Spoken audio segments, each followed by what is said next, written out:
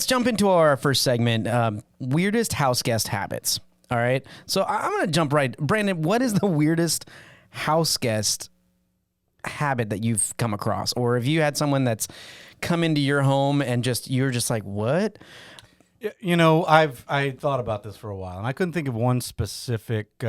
Most of my house guests are pretty well mannered, and they sleep properly and they eat properly. But I'm gonna go off a little bit. Something you're not expecting. So it wasn't a human house guest. It was my sister left her dog. Ooh. So house guest. Fun.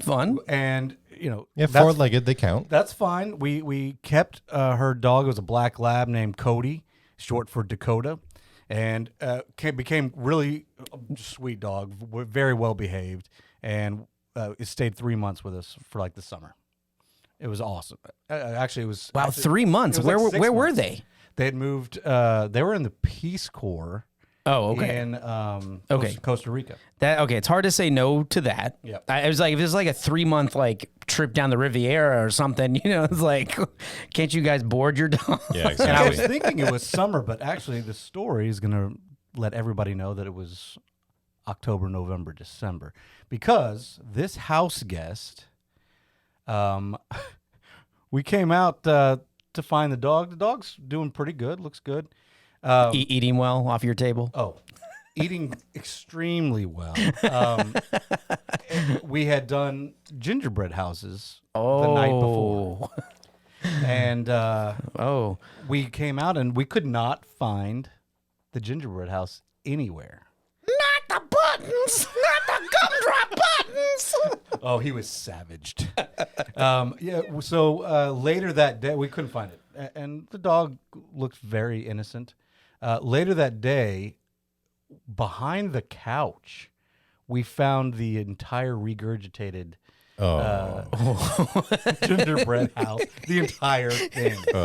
Like pieces of it, or just a pile? It was a pile. Okay. Yeah. Now you got that Shrek, Oh, Yeah, you're like, I'm melting. Yeah. Oh, gross. It was pretty gross. That one's kind of hard to beat. We used to have our dogs, my wife and I, when we would go on vacation, we hated boarding our dogs at some of these places. We just didn't trust them. And so we would call friends, and one of our friends, Heather, shout out if she's listening, Heather Tipsword. We thank you so much for taking in our dogs for like 2 weeks.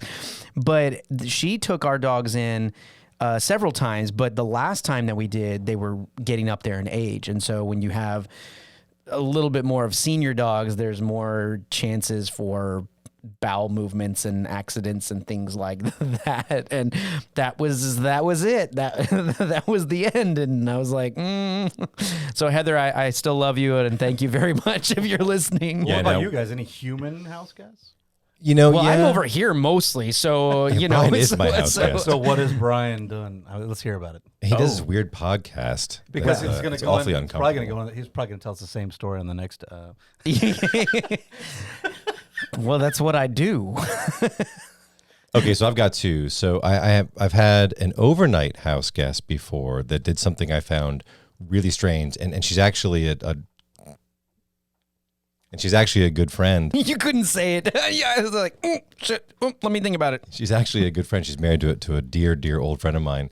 But she would every single night take a full glass of wine, say goodnight, and then disappear to the guest room while we're all just kind of hanging out and like drinking and finishing up our drinks, whatever. And we asked, like, so does she always take a glass of wine to bed? And she's like, yeah. Why? Don't you? What's wrong with you? Most people who know me would think, of course he does. But he has an IV bag next to his bed. That's a weird one. The other one, though, it's not so much an overnight guest, but a dear friend of mine who comes over quite frequently. For whatever reason, he has to take a crap in our guest bathroom every single time he comes over. Hey, he's regular. I guess. I mean, I've tried switching up the times, though. It doesn't work. You're testing out to see if it's either your bathroom that he likes, or his bowel movements are just that? Yeah, exact? he's not a listener, but if you ever are, buddy, I'm just quite curious, what's going on. Because my wife actually I'm asked sure me to he'd switch love up to the times. comment on that. Your house is glamping to him. It is. It is entirely. Yeah, he's like, he's got the shovel. He's like, where do I dig? It's like, dude, this is glamping. You don't dig. We're flushable here. Hey guys, thanks for watching. For more videos and fun, subscribe to the channel. Catch full episodes wherever you get your podcast or go to neighborsdon'tknock.com.